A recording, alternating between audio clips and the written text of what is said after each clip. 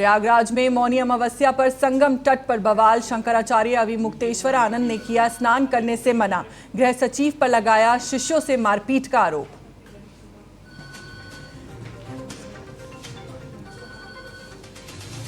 PM Modi ने असम में Kaziranga elevated corridor की रखी नींव। 35 किलोमीटर लंबा होगा एलिवेटेड कॉरिडोर। 2 अमृत भारत ट्रेनों को दिखाई हरी झंडी।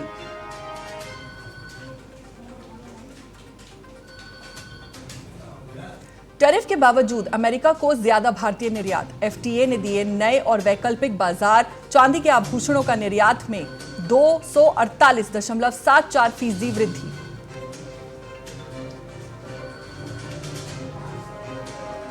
बिश्नोई गैंग का शार्प शूटर गोलू दिल्ली से गिरफ्तार। गैंग को करता था हथियारों की सप्लाई। पुलिस ने जाल बिछाकर किया गिरफ्तार।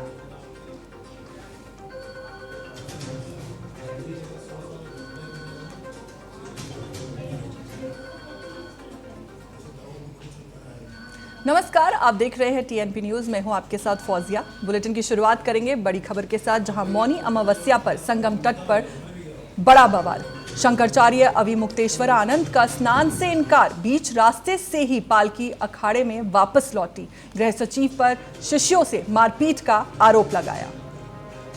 ये बड़ी खबर हम आपको बता रहे हैं। प्रयागराज माघ मेले में शंकराचार्य अविमुक्तेश्वर आनंद ने मौनी अमावस्या पर स्नान से मना कर दिया। उन्होंने अपनी पालकी बीच रास्ते से अखाड़े में लौटा दी है।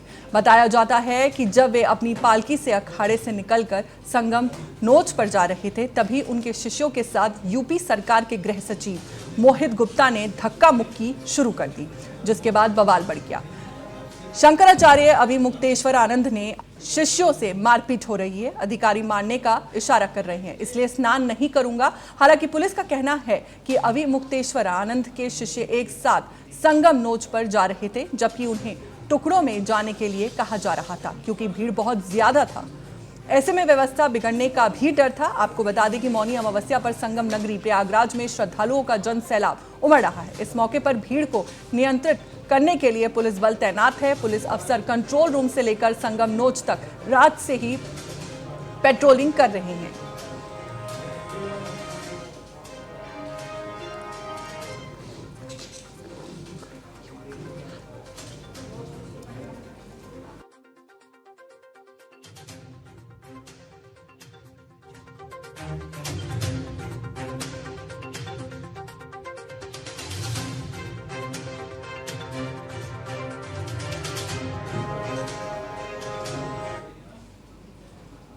प्रयागराज में मौनी अमावस्या के महा स्नान पर्व पर संगम तट पर आस्था का जन सैलाब उमड़ रहा है। माघ मेले में महाकुंभ की तर्ज पर व्यवस्थाएं की गई। वहीं श्रद्धालुओं पर हेलीकॉप्टर से पुष्प वर्षा की गई। प्रशासन की ओर से सुरक्षा के व्यापक इंतजाम किए गए हैं। प्रशासन द्वारा बहुत अच्छे से किया गया है। लगभग 2.5 से 3 करोड़ लोग स्नान कर चुके हैं। 2.5 से 3 करोड़ तक स्नान कर चुके हैं। हम लोग भी स्नान करने जा रहे हैं संगम में। शासन द्वारा बहुत अच्छी व्यवस्था की गई है। सभी लोग सकुशल अपने गंतव्य स्थान तक पहुंच रहे हैं और बहुत अच्छी व्यवस्था है। पहले से तो कुछ ठीक है, इस बार भगदड़ से बचेंगे लोग, क्योंकि घाट के किनारे भीड़ नहीं लग जमा होने दे रहे रात से ही। तो इसलिए हम लोग खुद घर से निकल कर आए हैं। प्रयागराज में रहते हैं, डर नहीं, बिल्कुल निश्चिंत है। इसलिए बच्चों को लेके आए। व्यवस्था अच्छी है सबकी। खिचड़ी पर भी लगाए थे, इस बार भी लगाएंगे। संगम नगरी प्रयागराज में 44 दिनों तक चलने वाले माघ मेले की शुरुआत बीते 3 जनवरी से पौष पूर्णिमा स्नान पर्व के साथ हुई थी और आज मौनी अमावस्या का महा स्नान पर्व है। ये तीसरा स्नान पर्व है, जिसमें देश विदेश के कोने कोने से बड़ी संख्या में श्रद्धालु गंगा यमुना अदृश्य त्रिवेणी की पवित्र धारा में पुण्य और आस्था की डुबकी लगाने के लिए पहुंच रहे हैं। मौनी अमावस्या के इस महा स्नान पर्व पर मेला प्रशासन ने यह अनुमान लगाया है कि करीब 3 करोड़ के आसपास श्रद्धालु गंगा की पवित्र धारा में आस्था की डुबकी लगाएंगे। ब्रह्म मुहूर्त से ही बड़ी संख्या में श्रद्धालु प्रयागराज के संगम तट पर पहुंच रहे हैं।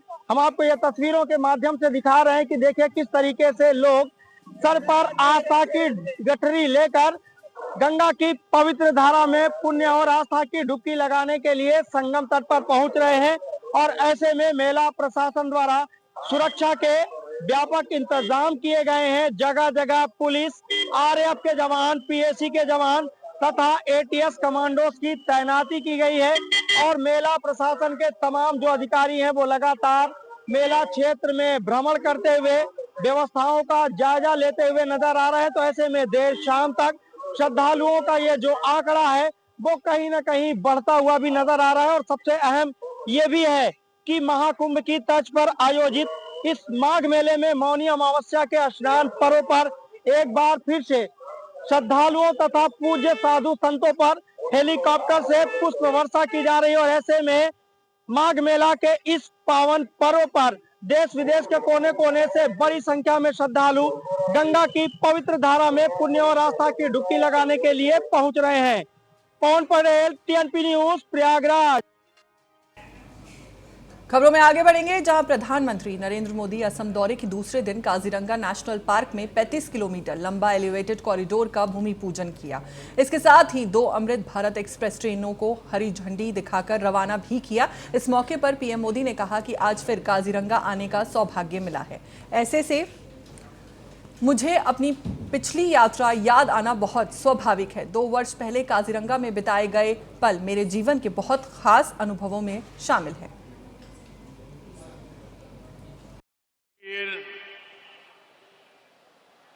काजीरंगा आने का सौभाग्य मिला है। स्वाभाविक है मुझे अपनी पिछली यात्रा याद आना बहुत स्वाभाविक है। 2 वर्ष पहले काजीरंगा में बिताए गए पल मेरे जीवन के बहुत खास अनुभवों में शामिल है। मुझे काजीरंगा नेशनल पार्क में रात्रि विश्राम करने का अवसर मिला था और अगली सुबह एलिफेंट सफारी के दौरान मैंने इस क्षेत्र की सुंदरता को बहुत करीबी से महसूस किया था। साथियों, मुझे हमेशा असम आकर एक अलग ही खुशी मिलती है।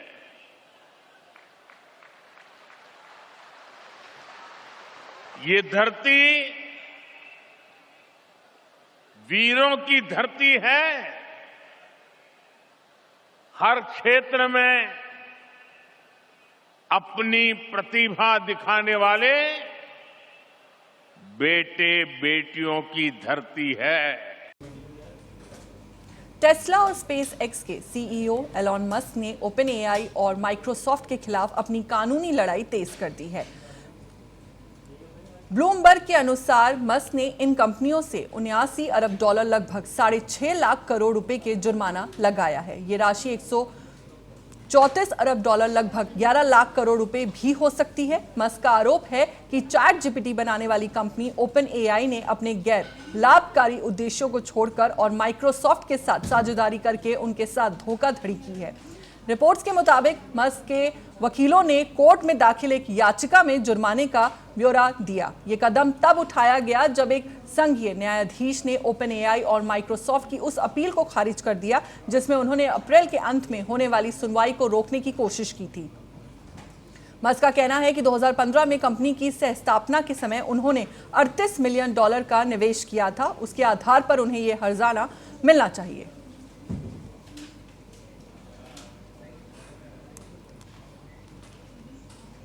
एक बड़ी खबर का रुख करेंगे, जहां भारतीय निर्यात में टैरिफ का मामूली असर। टैरिफ के बावजूद अमेरिका को ज्यादा निर्यात।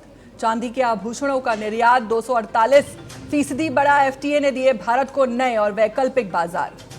ये बड़ी खबर हम आपको बता रहे हैं। ट्रंप के टैरिफ लागू होने के बाद भी भारत ने अमेरिका को पिछले साल की तुलना में ज्यादा चीजों का एक्सपोर्ट किया है। हालांकि जेम्स एंड ज्वेलरी निर्यात में 4.98% की गिरावट दर्ज की गई है। रत्न और आभूषण निर्यात संवर्धन परिषद के सोने चांदी और प्लैटिनम की ज्वेलरी में मजबूत ग्रोथ देखने को मिली है, जिससे तराशे और पॉलिश किए गए हीरो और लैब में बने हीरो के कमजोर परिणामों को संतुलित करने में मदद मिली। दिसंबर 2025 में चांदी के आभूषणों का निर्यात 248.74% बढ़कर 179.46 मिलियन अमेरिकी डॉलर तक पहुंच गया, जबकि पिछले साल इसी माह में ये 51.46 मिलियन अमेरिकी डॉलर था। GAEPC के अध्यक्ष किरित बंसाली ने कहा कि मुक्त व्यापार समझौते से भारत को नए और वैकल्पिक बाजारों में महत्वपूर्ण लाभ प्राप्त हो रहे हैं। संयुक्त अरब अमीरात को निर्यात में साल दर साल 28% की तेजी आई और ये करीब 7 अरब डॉलर तक पहुंच गया, जबकि हांगकांग को निर्यात में 28.91% की उछाल हुई है और ये 4.5 अरब डॉलर तक पहुंच गया।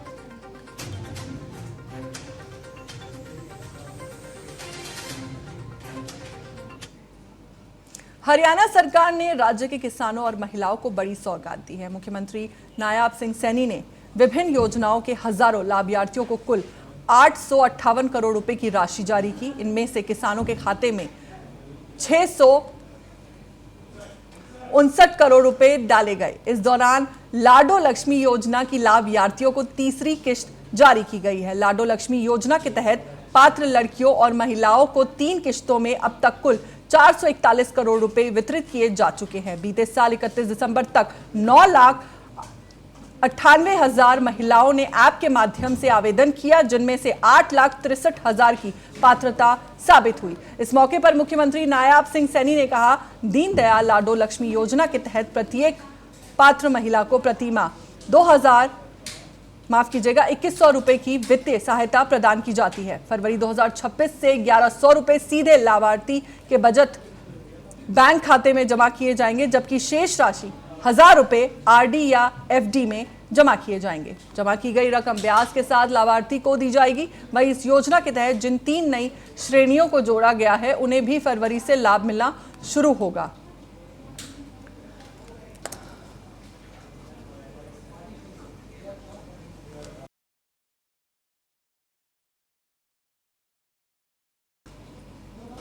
एक और बड़ी खबर का रुख करेंगे, जहां दिल्ली और राजस्थान पुलिस की बड़ी कार्रवाई। बिश्नोई गैंग का शार्प शूटर गोलू गिरफ्तार। गोलू बिश्नोई गैंग के गुर्गों को पहुंचाता था हथियार। उत्तम नगर की गलियों से पुलिस ने किया गिरफ्तार। एक बड़ी खबर हम आपको बता रहे हैं, दिल्ली क्राइम ब्रांच और राजस्थान पुलिस की संयुक्त कार्रवाई में लॉरेंस बिश्नोई गैंग के शार्प शूटर और हथियार सप्लायर प्रदीप शर्मा उर्फ गोलू को गिरफ्तार कर लिया गया है। गोलू लंबे समय से कानून एजेंसियों की रडार पर था। उसकी गिरफ्तारी इस बात का संकेत है कि पुलिस अब गैंग के सिर्फ गुर्गों नहीं, बल्कि उसकी सप्लाई चेन पर भी सीधा वार कर रही है। गोलू कोई मामूली अपराधी नहीं था, वो लॉरेंस बिश्नोई गैंग का शार्प शूटर माना जाता था। रंगदारी, फायरिंग और हथियारों की डिलीवरी जैसे हाई रिस्क काम उसी को सौंपे जाते थे। पुलिस की यह कार्रवाई सिर्फ एक गिरफ्तारी नहीं, बल्कि उस बिसात का खुलासा है जो महीनों से बिछाई जा रही थी। उत्तम नगर की गलियों में छिपा रहा ये शूटर खुद को सुरक्षित समझ रहा था, लेकिन एक पुख्ता इनपुट ने पूरे खेल को पलट दिया। 23 वर्षीय गोलू उत्तर प्रदेश के आगरा का रहने वाला है और उसे दिल्ली के उत्तम नगर इलाके से दबोचा गया। आरोपी राजस्थान के गंगानगर जिले में दर्ज कई गंभीर मामलों में वांछित था और लंबे समय से फरार चल रहा था।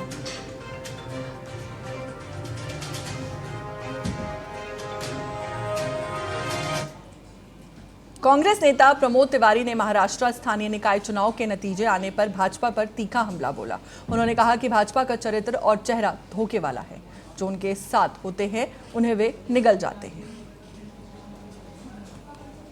भारतीय जनता पार्टी का चाल, चरित्र, चेहरा और इतिहास धोखे, विश्वासघात और जो साथ हो उसको निगल जाने का है। अब यही हो रहा है।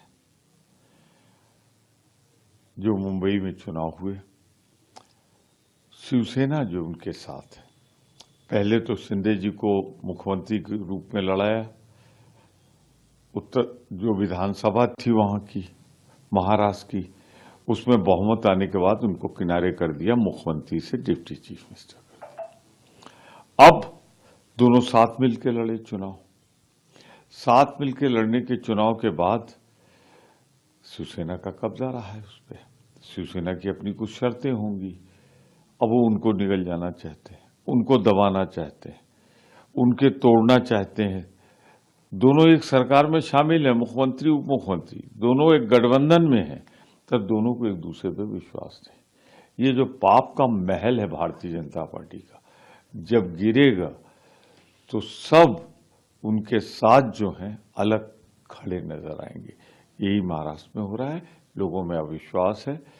और ये चुनाव की जीत को मैं फर्जी करार देता हूं। कितने लोगों को निर्विरोध करा लिया था आपने, वहां का 5-5, 6-6 करोड़ देके। तो फर्जी चुनाव के बाद फर्जी गठबंधन, फर्जी। जोधपुर में राजस्थान कर्मचारी चयन बोर्ड द्वारा आयोजित शिक्षक भर्ती परीक्षा का आज दूसरा दिन है। ये परीक्षा 7,759 पदों के लिए हो रही है। वहीं शहर में 75 परीक्षा केंद्र बनाए गए हैं, जहां 1 लाख से अधिक अभ्यर्थी शामिल हो रहे हैं। परीक्षा की निष्पक्षता के लिए कड़े सुरक्षा इंतजाम किए गए हैं और जिला कलेक्टर गौरव अग्रवाल लगातार व्यवस्था की निगरानी कर रहे हैं। एक बड़ी खबर का, जहां दिल्ली लखनऊ हाईवे पर कोहरे का कहर, बस ट्रक समेत 20 वाहन आपस में टकराए, कई वाहन बुरी तरह से क्षतिग्रस्त, 24 घायल। दुर्घटना के बाद हाईवे पर लंबा जाम लगा। ये बड़ी खबर हम आपको बता रहे हैं। घने कोहरे ने दिल्ली लखनऊ नेशनल हाईवे पर ऐसा कहर बरपाया कि चंद मिनटों में चीख पुकार मच गई। फरीदपुर क्षेत्र में शुगर मिल के पास एक के बाद एक करीब 20 वाहन आपस में टकरा गए। हादसे में लगभग 24 लोग घायल बताए जा रहे हैं। दुर्घटना के बाद हाईवे दोनों और वाहनों की लंबी कतार लग गई। रविवार सुबह हाईवे पर घना कोहरा छाया हुआ था। दृश्यता बेहद कम होने के चलते चालक सामने कुछ देख नहीं पा रहे थे। इसी दौरान शुगर मिल के पास पहले एक रोडवेज बस ट्रक से टकराई और फिर पीछे से आ रहे वाहन भी एक दूसरे से भिड़ते चले गए। देखते ही देखते हादसे ने विकराल रूप ले लिया। हादसे में 3 रोडवेज बसें, ट्रक, डीसीएम और कई कारें बुरी तरह क्षतिग्रस्त हो गई। एक डीसीएम अनियंत्रित होकर हाईवे किनारे पेड़ों में जा घुसी। टक्कर इतनी तेज थी कि कई वाहनों के आगे के हिस्से पूरी तरह चकनाचूर हो गए। जैसा कि आप तस्वीरों में देख सकते हैं, हम आपको लगातार दिखा रहे हैं। सबसे ज्यादा नुकसान गोरखपुर से मेरठ जा रही रोडवेज बस को हुआ। बस चालक अतर सिंह बस में फंस गए और गंभीर रूप से घायल हो गए। पुलिस और स्थानीय लोगों की मदद से उन्हें बाहर निकालकर अस्पताल भेजा गया। ये तस्वीरें हम आपको दिखा रहे हैं। दुर्घटना के बाद हाईवे पर लंबा जाम लगा है। दिल्ली लखनऊ हाईवे पर कोहरे का कहर। इसी खबर पर हमारे साथ ज्यादा जानकारी के साथ जुड़ चुके हैं यूपी से ब्यूरो चीफ नितिन सिंह। नितिन जी, आपसे जानना चाहूंगी, सबसे पहले तो दिल्ली लखनऊ नेशनल हाईवे पर यह भीषण हादसा कैसे शुरू हुआ और देखते ही देखते इतने वाहन कैसे इसकी चपेट में आ गए? देखिए, लगातार जिस तरह से कोहरा विजिबिलिटी कम कर रहा है और लगातार वो हादसों का सबब बन रहा है, और उसी कड़ी में और एक बड़ा हादसा जो दिल्ली लखनऊ हाईवे पर हुआ है, जहां पर करीब जो 20 गाड़ियां हैं वो आपस में टकरा गई, जिसमें रोडवेज बसें भी हैं, जिसमें ट्रक भी हैं, छोटी गाड़ियां भी हैं। और ये हादसा काफी दुखदायी हुआ है, क्योंकि बहुत बड़े पैमाने पर ये लगातार एक के बाद एक जो गाड़ियां थी वो आपस में टकराती गई, और इसके बाद एक लंबा जाम लग गया। और उसके बाद पता चला कि जो लोग घायल हुए हैं उनकी संख्या जो है वो करीब 24 है। और अभी भी लगातार नितिन जी, आपसे जानना चाहूंगी कि हादसे में करीब 20 से ज्यादा वाहन टकराए हैं और 24 लोग घायल बताए जा रहे हैं, तो राहत और बचाव कार्य कितनी जल्दी शुरू हुआ और घायलों की हालत फिलहाल कैसी है? देखिए, लगातार उत्तर प्रदेश की जो नेशनल हाईवे की जो टीम है वो लगातार बचाव कार्य कर रही है, और मुख्यमंत्री योगी आदित्यनाथ ने भी अब से थोड़ी देर पहले इस पूरे हादसे पर संज्ञान लेते हुए अधिकारियों को निर्देशित किया है कि जो भी लोग घायल हैं उन्हें जल्द से जल्द उपचार उनका कराया जाए। और जैसे ही ये हादसा हुआ उसके बाद जो रेस्क्यू टीम थी वो मौके पर पहुंच गई। उन्होंने घायल लोगों को एकत्र करने के बाद उन्हें अस्पताल पहुंचाया, और जहां पर उनका इलाज जो है वो चल रहा है। लेकिन लगातार जिस तरह से विजिबिलिटी की समस्या हाईवेज पर और नेशनल हाईवेज पर देखी जा रही है, इससे पहले भी अधिकारियों की तरफ से, मुख्यमंत्री योगी आदित्यनाथ की तरफ से लोगों को चेताया गया था कि हाईवे पर अपनी जो स्पीड लिमिट है वो कम रखें, और जो डिपर हैं, जो हेडलाइट्स हैं, जो इंडिकेटर लाइट्स हैं, उनको ऑन रखें, ताकि आगे पीछे आने वाली गाड़ियों के बारे में एक दूसरे को पता रहे। लेकिन उसके बावजूद अगर इस तरह का हादसा हो रहा है तो जाहिर सी बात है कहीं ना कहीं इसमें नेशनल हाईवे की एक बड़ी लापरवाही है। दूसरी चीज, जिस तरह से फॉग बढ़ रहा है तो फॉग की विजिबिलिटी भी कहीं ना कहीं समस्या का कारण बन रही है। लेकिन ऐसे में जो पेट्रोलिंग टीम है उनको मुस्तैद रहना बहुत जरूरी है और कहीं ना कहीं उन्हीं की कमी की वजह से इस तरह के जो हादसे हैं वो हो रहे हैं। जी नितिन, आपसे आखिर में यही जानना चाहूंगी कि कोहरे के मौसम में ऐसे हादसे बार बार सामने आते हैं, तो इस घटना से हाईवे सुरक्षा और ट्रैफिक मैनेजमेंट पर कौन से अहम सवाल खड़े होते हैं? देखिए, सवाल तो सबसे अहम यही खड़े हो रहे हैं क्योंकि लगातार सरकार की तरफ से, मुख्यमंत्री योगी आदित्यनाथ की तरफ से जब ताड़े की शुरुआत हुई थी और कोहरा होना शुरू हुआ था, तभी अधिकारियों को बोला गया था कि जो नेशनल हाईवेज हैं, जो हाईवेज हैं, वहां पर जो भी गाड़ियां गुजर रही हैं उनकी जो स्पीड लिमिट है वो कम की जाए और अधिकारियों को निर्देशित किया गया था कि लिमिट जो स्पीड की है उन्हें चेक करिए कि कोई भी गाड़ी बहुत तेज ना गुजरे। उसके अलावा जो पेट्रोलिंग टीम है वो लगातार पेट्रोलिंग करती रहे हाईवे पर कि अगर कोई गाड़ी तेज जा रही है तो उसे रोका जाए, उसकी स्पीड को कंट्रोल करवाया जाए, कम कराया जाए। लेकिन उसके बावजूद अगर इस तरह हादसा हुआ है, एक के बाद एक 20 गाड़ियां आपस में टकराई हैं, तो कहीं ना कहीं ये सवाल है कि क्या उस दौरान उनकी जो स्पीड थी वो नहीं चेक की जा रही थी। दूसरी ये चीज, क्या पेट्रोलिंग टीम गाड़ियों को या गाड़ी चलाने वालों को। चलिए ठीक है नितिन जी, बहुत बहुत शुक्रिया आपका हमारे साथ जुड़ने के लिए और जानकारी साझा करने के लिए। खबरों में आगे बढ़ेंगे, जहां सोनभद्र मुख्य मार्ग पर भीषण सड़क हादसा हुआ जिसमें ट्रेलर ने एक ट्रैक्टर और कार को जोरदार टक्कर मार दी, जिससे कार के परखच्चे उड़ गए और ट्रैक्टर भी बुरी तरह क्षतिग्रस्त हो गया। हादसे में कार चालक और परिचालक बाल बाल बच गए। घटना के बाद ट्रेलर चालक मौके से फरार हो गया। मौके पर पहुंची पुलिस ने मामले की जांच शुरू कर दी है।